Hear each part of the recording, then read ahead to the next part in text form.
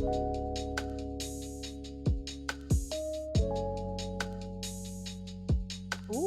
Really hard. All right. I think I don't have. Let me put my headphones in. Hey y'all, welcome back to another episode of Two Scripters One Poll. I'm here with my friend Dark Matter. What's going on, yo? It's your boy Dark Matter. Okay, let me make sure. Okay. Oh, it stopped.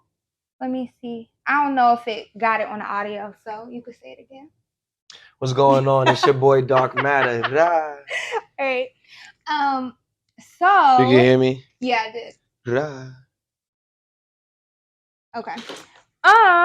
So we came together to talk about Subspace. We did a scene together. That was my first time topping. It was my first time bottoming, yeah. As like for just in general or for a film? Yeah, in general. Oh. I guess. Not really. I mean, I feel like you get creative in the bedroom when you're dating. But like in an intentional way, yeah, probably the first time. Yeah, I've realized that like a lot of the stuff that I've been learning in kink are just things that I've been doing beforehand. I just didn't realize, but that was my first time topping in like the intentional sense. Besides like my cousin, but she doesn't really count. But we got here because you had mentioned the subspace thing, and so then I looked it up and I was interested, and then I was like, let's have a conversation. So let me give you all the definition of subspace. I sent the sources to myself. Try to be on top of things. Where is it? Okay. So I looked at two different articles. The first one, and I'll put them in the show notes. But essentially what subspace is like it's similar to disassociation, but in a more positive way. And it's an out of body experience that kind of disconnects you from reality. And most bottoms or submissive types will say that they have like a euphoric or like a high feeling from it. And for me, what? No, I was just. So for me, I know after I read that, because you mentioned it, and I was like, I'm not familiar. So I Googled it, and then the first article that I read had also talked about like you have the subspace, but you also have the top space. And the idea of that, like you're in this moment, in this scene, and you are aware of what's going on around you, but you're not at the same time. Yeah, I think it's like when you're playing a video game and you're like really into it. You know what I'm saying? Yeah. At some point, you're so invested in the video game that you're not necessarily paying attention to the actual room environment that you're in. Yeah. It's just you and the screen. So now you're like most of your awareness and consciousness is just limited to the space of the screen in which you're playing. Yeah. And occasionally your hands if you gotta like yeah. For right. me, like so my first scene was at the Cuddle Kink in Touch in June that I was telling you about. Shout out to Jax. Beautiful space that you're creating. And I did a scene with Sir Merciful, and I was like, first I was a voyeur in the space, just kind of watching everything go on because that was really my first kink event. And so I wasn't familiar with it was technically my second, but that was like my first dive in and all the things are happening. So I was watching other people in scenes, and I'm a very curious spirit. So I was like, ooh, me next. And I love the flogger. I've always loved that. So he had invited me to sit on like the massage table, whatever it's called. And then I just went on in my own way. And I could tell that he was hitting me with a flogger like device. But in my head, I had associated it with a car wash. And I had like kind of just checked out, and I was focused more on my breathing. And I was aware that there were people in the space. But in that moment, I was just like, I was picturing myself in a car wash, which is weird to say. And I also kind of followed that thought because I was like, why am I thinking of a car wash right now while I'm getting flogged in the middle of a restaurant? Were you on psychedelics? No, Because that's like no. it's like that's pretty interesting because I'm visualizing what you're saying, Mm-hmm. and it sounds mad funny because like you were imagining yourself as a car. Not necessarily. I was imagining myself in my car in a car wash because the sounds and Oh, like the flogger, at least the floggers that I have, they have more leathery, I guess, tendrils, and so it reminds me of that. In a car wash, sitting in a car wash is comforting, and I was in like a comforting moment. And then that week for me was just really anxiety filled. And actually, before that moment, I had got into a debacle of some sort with one of the right. employees there. Oh, okay, okay, Yeah, so okay. I was like coming down from that high negative energy and focusing on my breathing in that moment. And then I think it was just like one of the slaps, it reminded me of the sound of the car wash thing hitting the car. And then I just couldn't disassociate from that feeling. But overall, it was like a great Mm. So you were feeling, but you was feeling the impact. feeling. Mm-hmm. Were you when you was imagining the car wash? Was the feeling of the impact involved in that space, or was you wasn't even paying attention to like the sensations of your body from I the was impact? paying attention to the sensations. It just like I think that one sound just put that visualization in my head, Hmm. and that was more so what I was visualizing. But I was still in tune with like the impact and how things were feeling. Because then he started switching it up, and he was using like scratching devices and other things. So it put me in the space for visualization purposes. But everything else, I was still coherent. Okay, okay, okay, okay. That's like a interesting experience. Um, so then I think when I think about that is like a you said disassociation is like a root fundamental aspect of subspace, right? Mm-hmm. Um, I think that's important to highlight because there is like a escapism aspect, Mm-hmm. and that's where the disassociation comes into play. Yeah. Well, what came to mind when you were describing the scene that you just were talking about is like you imagine like a car wash, and then you got like that song like you remind me of a Jeep, like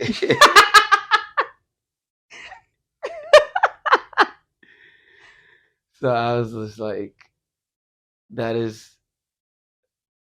hilariously sexy to say You. the least. But So for our scene, how was that for you? mm,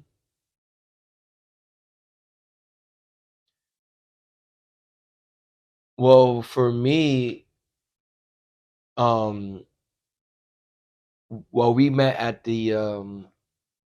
Jackson's Cuddle and Munch event. Yeah. And for those who don't know, like a Munch is like just a low key networking event for Yeah. people that.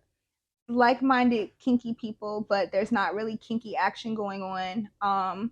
It's like in between a munch, but the Cuddle King touch is like in between a munch and a like a play party. It's not goes all the way to the extents, but there are some like low.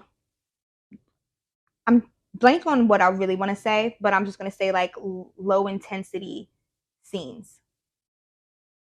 Yeah, I think it was just more. Yeah, it was a cool vibe, and uh, so I had seen you earlier on, Mm-hmm. and I was self tied ropes Mm.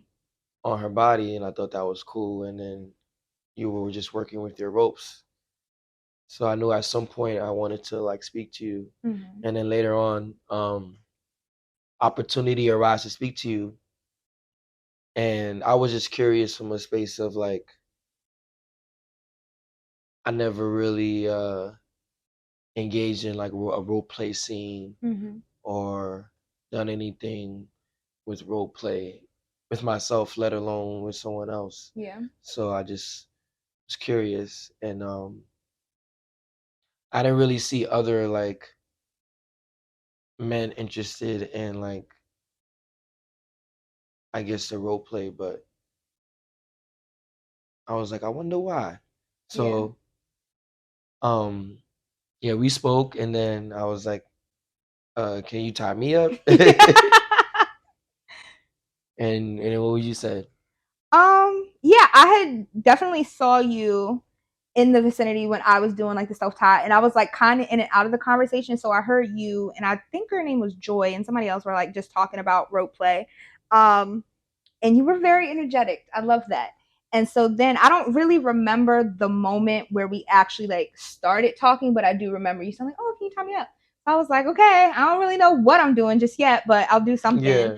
Um, that's like another thing that I'm interested in, like rope play, wax play, electro play, fire play, like all the things. But I also understand that it's like a lot deeper than just tying somebody up. Like there's certain things that you have to know how to do or how to undo, Mm-hmm, mm-hmm, and know mm-hmm. about a person before you just start doing things. Like it's a lot deeper than it is just sexy. So that's for me was like I'm interested in doing this, but I don't really know if I'll be able to meet your needs because I'm not comfortable in my knowledge in the moment. Yeah, I had no expectations, and I don't know. She gave me the Kuta Kente with care. It was tied very nicely. Thank you. Thank you. But yeah, my she just pretty much tied my wrist up like about 10 different ways together. I was just tying and looping, and I was Tied, she tied all the rope on my wrist. I was like, ah. like, But it was cool. I mean, listen, we live in a world where like last time uh my wrist was like this close and I couldn't move them. It was like metal and not rope, you know what I'm saying? So um and it was right, it felt uncomfortable, but this felt comfortable. I was like, oh, okay. it's interesting you say that because I was just thinking about I for a long time I didn't necessarily care to be restrained, but that's because growing up I always heard about like the handcuffs in the bedroom, and I've Hmm. just always been I've had an aversion to handcuffs. And so Right. then when I started, learning more about rope bondage and then different types of cuffs, I started getting a little bit more into it. I don't know. They know these mics is all crazy. The camera done crooked. Y'all get what the fuck I give y'all. It's all type. We just do whatever over here. But yeah, for me, for a very long time, I strayed away from restraints because the handcuffs. Okay, okay, I see what you Yeah. mean. And so now, especially now that I'm like learning all that, I learned how to do a double column and a single column, and then I'm getting ready to learn a chest harness. So I'm just having a ball over here. Yeah, I think I'll want to explore that. I think I want to explore that. So yeah, you tied my joint up, and then I was just like, all right, I'm gonna go walk around and just do my thing like that. And it was interesting, like the intention that I was getting from it. Mm-hmm. So You were getting attention because I had stepped outside at that moment. I feel like people just like, hey, he's going for it. Like it's Yeah. like more. It's like when you see like let's say you was at a bar with like the mechanical bull, Mm-hmm. and then nobody's really messing with it, Mm. and then just one person just goes and is on the mechanical bull, and it's like, ah, oh wow, he's Yeah. brave, go go go go, like that, like you know what I'm Yeah. saying. But then maybe old, but then there were people in the bar restaurant that was just there for the bar restaurant, not for the cuddle event. Yeah. So it was just like, what? and I had a big old smile on my face. You did. And I was just like, hey. And I was trying to get a drink and everything. And it was cool. But then you also like had the flogger, and I was like, oh yeah, yeah, flog me. I'm tired of it. I can't do nothing about it. Go ahead. Yeah, I like the feeling of that. I think like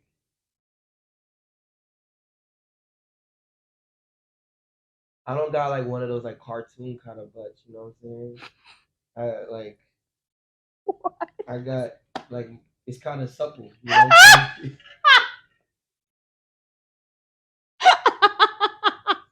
Okay. saying? Yeah. You know, There's some plumpness to it. Yes. I gotta ask. There were some angles. I was doing a figure eight. You gotta hit the angles. You gotta hit them angles. Shout out to Drake. Shout out to Drake. But yeah, so it felt nice. Like it's the flog is like leather strips. Yeah. You know, it looks like a cheerleading pom pom, but like it's leather. That's how I look at it. So Never thought about that, and I used to be a cheerleader. Like if you cut a cheerleading pom pom in half and then you turn it into like leather strips. Yeah. And yeah, you was just like having a ball. I was very nervous at first because like I said, I hadn't like and that was my first time intentionally flogging someone. Like my friend Deshawn who was there, she had the dreads with the blue in it. Like we went to a play party once and at the last Cuddle King Touch, like I've jokingly just kind of here or there, but that was the first time focusing on that. And then Merciful was there and he was kind of giving me guys like, oh, do the figure eight or do this. And when he was like, spread your legs, and I did it that way. So that I started feeling myself in the moment. I was like, ooh. And then the mirror. I'm like really big on mirrors. I fucking love mirrors. Yeah, that part was kind of intense. Yeah. And I think it was like that point where I could say that I seen the definition of subspace, and I was like, oh yeah, because I think I was just like, ooh, ooh, ooh, ooh. And it was like, no, we want to hear you moan. Stop sounding like a Care Bear. Care Bear is crazy. Okay. Oh, yeah. Oh, I was like, wait, oh yeah, word. Use my belly. Oh. Oh. So it's funny when you talk about the breathing and the scene that you were talking about earlier. But yeah, at that point I was like, oh yeah. And I could see that like that switch in your eyes as well. So when the first article that I had looked up, when you had mentioned it to me, it was talking about that point of where you start to dissociate. And then they also brought up where is it? Top space. Yeah. And it's still a type of euphoria. But whereas like the sub is disassociating, the top is aware of what's going on, but they still have to like remain in the scene to be able, because like once you reach a certain point in subspace, you're not really necessarily like it's not 100% that you're going to continue to make decisions from whatever was negotiated before. You're in this space of like maybe your pain tolerance has heightened. So you're saying like hit me more when really normally you wouldn't even want that. So as a top, you just want more of the energy. Yeah. And the chemical things going on in your body to like increase. Yeah. You want that to increase, but you don't. But like how I feel about it is like you know how you have like how the brain is like you have the prefrontal cortex and then you have more of this part here like the limbic system in the back of your head, right? And like the limbic system is more like the primitive aspects of your brain. Yeah. And the prefrontal cortex is more of like um is more of like how you like reason and logic and stuff like that. Critical thinking. So sometimes when you go have an intense experience, it like overrides your executive functioning, Mm-hmm. and then now you just operating just purely off of like instinct and like Mm. intuition and just like primitive like You're like fight or flight. primitive human nature. No, just even human nature. Because like yeah, well like if you're in a going through a trauma response, or you go through Yeah. some and you now you in that kind of mode. Yeah, now you just like all right, like sometimes you have to have enough presence of mind where you don't completely shut off your prefrontal cortex. Yeah. And that takes like mindfulness, breathing, and things like that. But if you now on that, then you pretty much operating. But I feel like that's the same with like a subspace because when you're not primitive way of thinking is like harder, Mm-hmm. more like intense, like Yeah. um. But yeah, I think I was like, oh snap, and then I look and I was like, oh, it's a mirror. Oh, I'm looking at myself. Oh. And it is kind of like when you're tripping on shrooms and you're like, oh, like I I'm haven't had a actually crazy. here. I haven't had a crazy trip on shrooms. Yeah, I've done it eighth on shrooms, maybe even more, but Mm. a few times. But yeah, it's just kind of like, oh, I'm actually here. Like I'm actually whoa, whoa, whoa. There's Yeah. a mirror, and then I'm like, oh wait, she's here too. Mm-hmm. She's doing this to me. What? What's she doing? What? And then I'm looking at her, and then you see me looking at you in the mirror, and then like our eyes lock in that way, Mm-hmm. and it is kind of trippy because it's like a mirror. Yeah. And I was like, oh, I can see what she's doing. Oh, Oh, so you could see me. yeah. Oh wow. So that's kind of what got me into the subspace more because then I was into the mirror and not into like what was going on. Ah, so it was almost like you were. It was almost like you were behind the mirror watching it. The mirror became a TV screen of Ah. reality. Wow, that is trippy. The mirror literally became a TV screen of reality Hmm. Interesting. because it's like as close as you could get to see yourself in the third person. But it is kind of like an outer body experience because at that point, my only concern was like the mirror. Like again, like a video game. Like sometimes when you really need to get a video game and it's like an intense level and you have to really think through and concentrate on achieving that like end result or whatever in the Yeah. video game. So now, before you was playing a game, you just like chilling, like you see your phone, like, but okay, boo, boo, blah, blah, blah, blah, you know you in the living room chilling, chilling, chilling, or whatever, right? Yeah.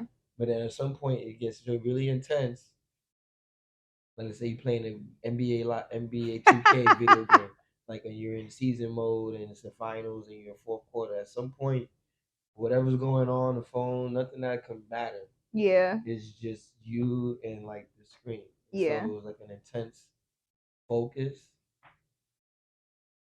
But then we locked eyes, and then that was like kind of Yeah. crazy because then I was like, oh, but then it's like almost like a communication with your eyes. So like when people say like telepathy is like a fictional, I think disbelieve that because like 70% of communication is nonverbal to begin with. Mm.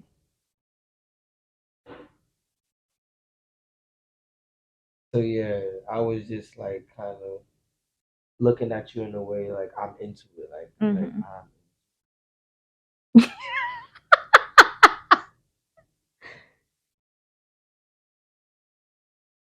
um.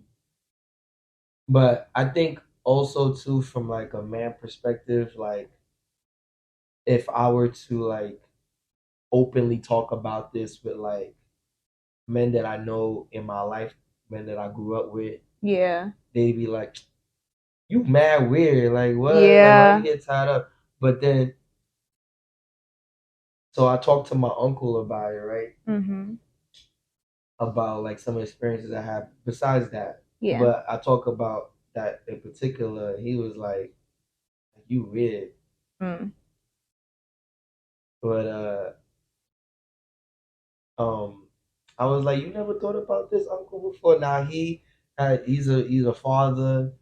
He lives with his girlfriend and he has his family. Yeah. So he not on that type of time right now. Yeah. He's like the OG saying, live your life so that when you get to this stage he's at, you're not like distracted, right? Yeah.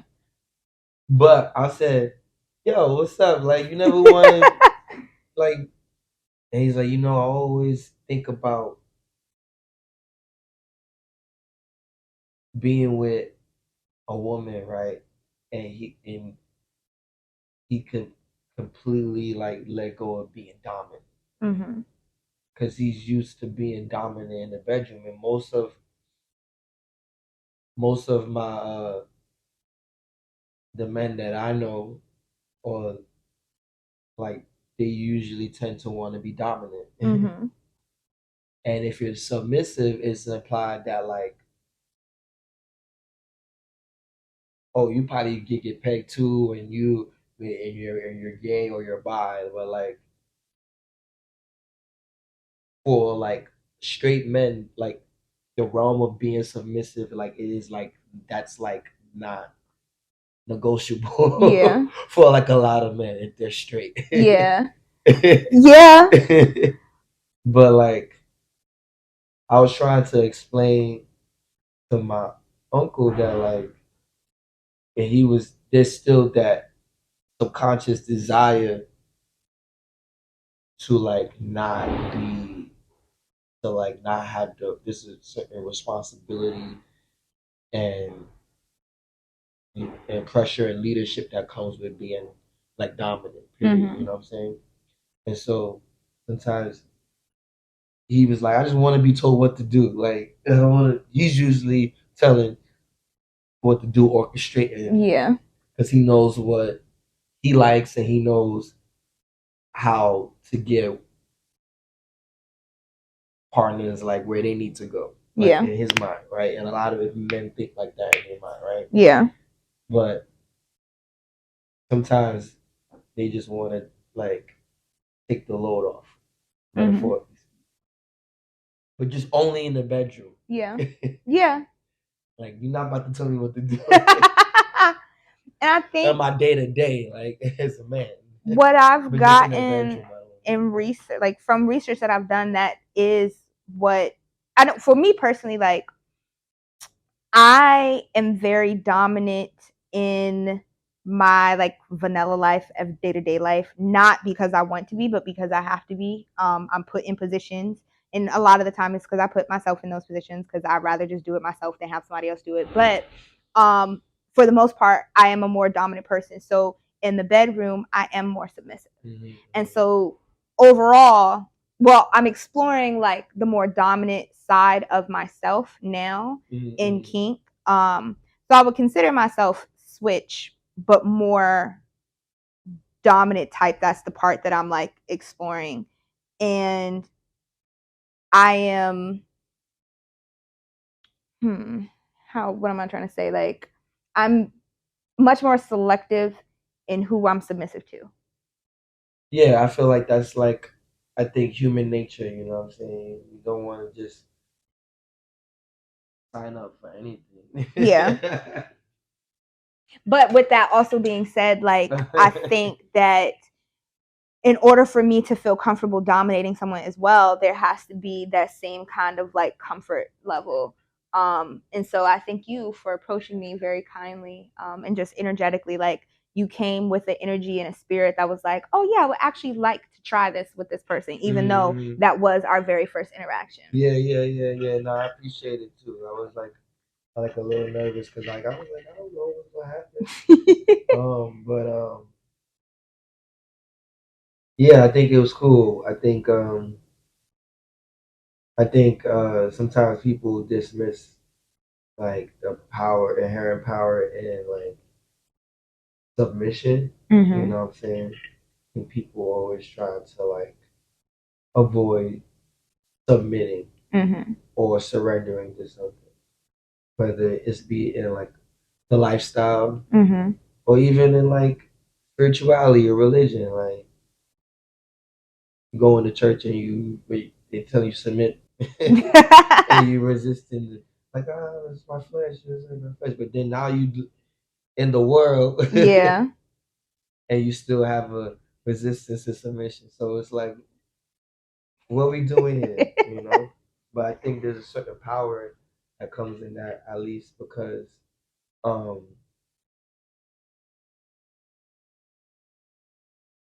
A certain power that comes in submission. yeah, because I think on my research that I've been doing recently, like there's a philosophy and a lifestyle that a sub's needs come before the dom's like desires, Mhm. right? That's what I was gonna say. I Like mean, not a lot that. of people operate like that in real Yeah. So life. as like as a top, and I think that goes back to even top space of like you have to be aware of what's going on because this person is now essentially under your care. And so even though I am the dominant, it is still my job to make sure that I'm meeting your needs and your wants and not pushing you in a space that you don't want to be. Like I'm still protecting you in a sense. Um and there's a lot more power in submission than people think that there is. I like the power exchange Mm-hmm. aspect of um I like being I like the like women who know what they like and want and are not there isn't any like shame around being able to like express that Mm-hmm. for either me or her. And it's in a way where it's like,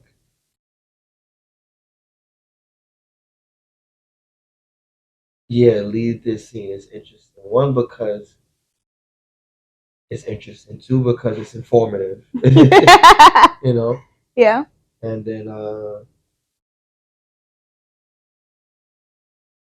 and then I think what it does, it like inflames my more like dominant side Mm-hmm. In what way? of like you ever watch, X-Men? Mm-hmm. Like the one X-Men Bishop, Mm-hmm. and he had to probably like take the energy, like absorb it, and then just like it's more like that. It's like absorbing that. Oh, but then it's the power exchange, and it's not like almost like it's not like a retribution or like revenge. It's just more like oh, it's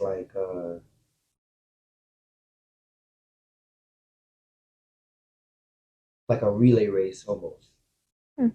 where you see like even the one like classic one where with the relay race to Jamaica and Usain Bolt was the final dude. It's like all the Jamaican runners was fast. They catch the baton, boom. Mm-hmm. Like, oh, word, you taking it to this speed and we in front of them like that, and then Usain Bolt catches it. Oh, now that's the power exchange. Now you give me the baton, because now it's like um your energy and then like my energy, and then, Yeah. but then also it's like I don't know, it's just like a good amount of trust, Mm-hmm. and and like people's like limits and preferences. Our It's cool negotiations are important, y'all. Don't just be doing shit. Talk about it first. Make sure everybody's unless pleased and you're in like happy. a munch or an environment where Yeah. it's like understood. But shout out to all the kinksters out there, the people out there that curate like safe Yes. spaces for people to just mingle, get to know each other, no pressure, no nothing, and then you know, Yeah. it's dope, It really is. and it's like in the open, just chilling, like And yeah, it's cool. It's cool. But yeah, negotiation is important. Yes. That'd be a good scene, like if I like pretended I was like Samuel Jackson in Negotiator, and then you were like um a terrorist, like had like a crazy like crime syndicate, something like that, like Charlize Theron in Fast and Furious franchise, like Yeah. that kind of thing, and you got like mad hostages, right? Okay. And like they're like diplomats, like of like international diplomats, like important people. Maybe Bill Gates or something. I don't know. You got somebody for your house, and it's my duty, Department of State, to like negotiate. I love your imagination. To negotiate you bringing these hostages home. And this is like an all-star cast of hostages.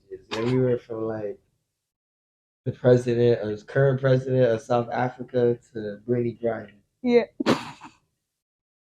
And Charles Barkley. It's okay. Kiki Palmer too. Oh, of course. And Usher. We can't forget Usher. Yeah, Usher and Kiki. We got Charlamagne the God too. Okay. Yeah, all the important black people hostage. Oprah. Oprah hostage is crazy. Stedman is on my neck right now. So we gotta negotiate. Yeah. And then it's like a round of negotiations. And you got your things that you want to see happen. And I'm like, look like a target, like a worthy target for and then I have to negotiate my way through accomplishing several rounds of diplomatic negotiation and scenes until you feel satisfied to bring back these U.S. hostages, these international hostages. Wow, let's make it happen. I just off the cuff. I love it. I love it. Well, yeah. I don't need to say it on audio because actually I just did it. I finally did it, y'all. This goes on YouTube. This goes in the audio, but I finally did the little clip. So y'all be safe, make good choices, and y'all make sure you go follow Patreon, Two Scrippers One Poll, .com. Wait, no, Patreon.com/ Two Scrippers One Poll. You're already on YouTube, so you don't have to do that. And then make sure you follow the Instagram, Two Scrippers One Poll, and the backup, Two Scrippers One Poll, the pod. And go buy sex toys. Ballista.com. Use code BB2S1P. Nuts. Yeah. You can follow me on Instagram. Oh, yes. Hold on. Okay. Yes, I got to start over so that the audio can hear you. Go ahead. Oh, yeah. Yo, it's your boy, the infamous Dark Matter. Because I'm dark, I'm out of this world. I know I matter. You can find me on Instagram at DKMTR.